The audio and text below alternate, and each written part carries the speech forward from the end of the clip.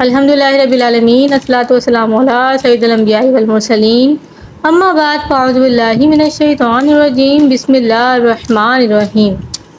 السلام علیکم سامعین ناظرین، میں آپ سب کو خوش آمدید کرتی ہوں اپنے چینل آسان عملیات میں۔ آسان عملیات لایا ربیع ثانی کا ایک بہت ہی خاص عمل حضور غوث اعظم رحمۃ اللہ علیہ کی بہت ہی شان ہے اور بہت ہی ان کی کرامات ہیں۔ آپ کے فیوض اور برکات حاصل کرنے کے لیے یہ مہینہ بہت ہی خاص ہے۔ ہم نے اس مہینے سورہ فاتحہ کا ہدف رکھا ہے، اور اگر آپ چاہتے ہیں کہ آپ کو حضور غوث پاک رحمۃ اللہ علیہ کا فیض حاصل ہو، ان کی نورانیت حاصل ہو، تو آپ نے کیا کرنا ہے، آپ نے اس مہینے میں کثرت کے ساتھ سورہ فاتحہ کا ورد کرنا ہے، اور کامنٹ باکس میں میسج کر دیں آپ نے کتنا مرتبہ پڑھا ہے۔ انشاءاللہ تعالیٰ آپ کو دعا میں شریک کر لیا جائے گا، آپ کے دعائیں خاص کی جائے گی۔ اللہ تعالیٰ سے دعا ہے اللہ تعالیٰ آپ سب کی تمام پریشانی مشکلات کو حل فرما دے، آپ کی جو بھی تکلیفیں ہیں ان سب کو حل کر دے۔ شادی نہیں ہو رہی تو شادی ہو جائے اچھی جگہ، اللہ پاک سب بیٹیوں کی نصیب کھول دے اور اچھا نصیب کھولے، اپنے گھروں میں خوشحال اور آباد رہیں، اور جو بھی تمام دعائیں ہیں حاجتیں اللہ پاک ان سب کو قبول و منظور فرمائے۔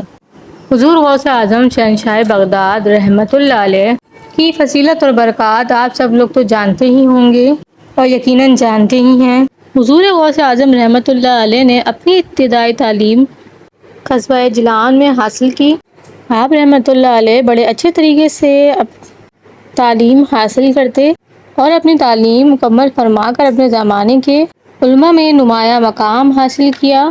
دوران تعلیم آپ کو فاقہ یعنی کہ بھوکے رہنے کی نوبت بھی آئی، پر اس کے آپ کو کتنے ہی دشوار مرحلوں سے گزرنا پڑا، اور اس کے باوجود آپ کا علم دین حاصل کرنے کا جو جذبہ تھا وہ کبھی کم نہ ہوا۔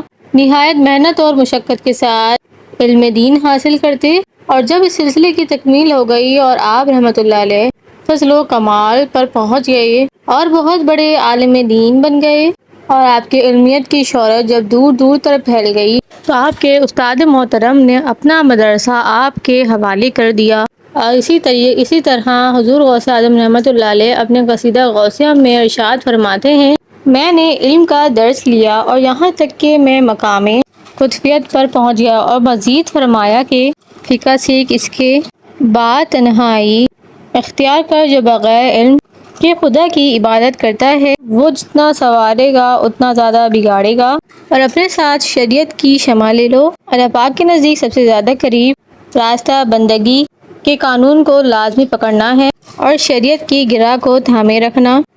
تو ہمارے پیر و مرشد پیر غوث اعظم دستگیر رحمۃ اللہ علیہ اپنے بچپن کا ایک واقعہ بتاتے ہیں۔ میری عمر 10 سال تھی۔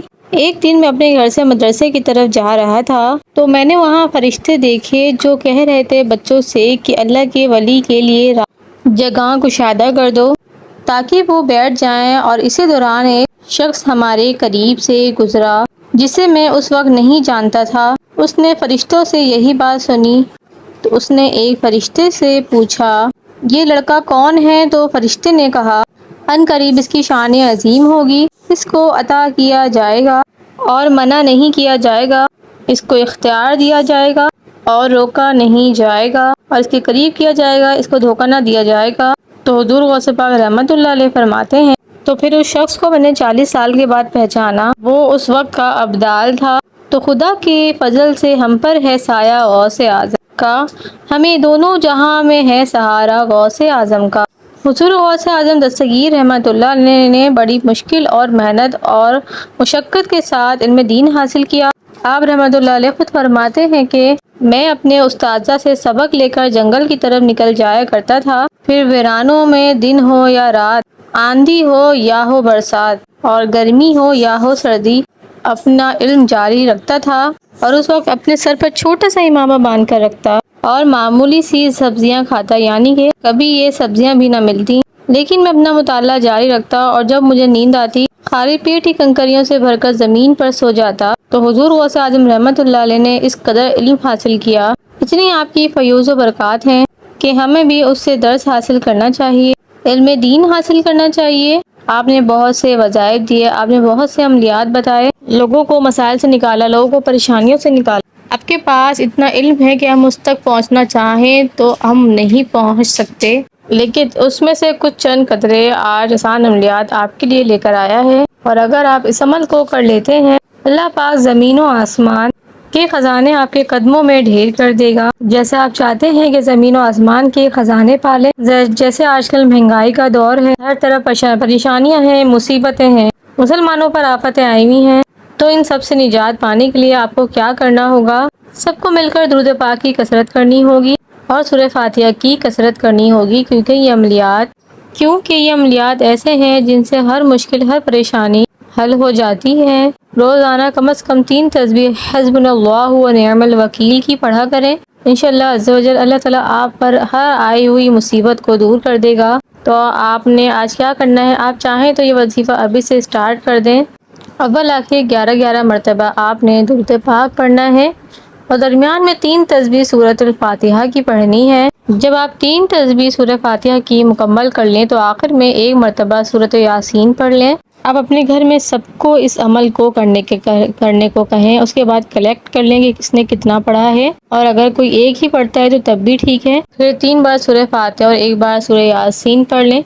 کوئی بھی چیزیں میٹھی، کوئی بھی یا پھر نمکین چیز بنا لیں، اس پر نیاز دیں، حضور غوث اعظم رحمۃ اللہ علیہ کے نام کی نیاز دیں، ان کو بخشیں اور ان کے وسیلے سے دعائیں مانگیں۔ انشاءاللہ عز و جل اللہ عز و جل آپ کی تمام تر مشکلات کو حل کر دے گا، آپ کی تمام پریشانیاں دور کر دے گا اور آپ کے معاملات کو حل کر دے گا۔ آپ کی جو تمام تر حاجتیں ہیں وہ پوری ہو جائیں گی۔ اس مہینے میں زیادہ سے زیادہ درود پاک کا ورد کریں اور سورہ فاتحہ کا ورد کریں، اور ہمیں کمنٹ باکس میں ضرور بتائیں کہ آپ نے کتنی مرتبہ پڑھا ہے۔ انشاءاللہ عز و جل آپ کے لیے ضرور دعا کی جائے گی اور دعا خاص کی جائے گی۔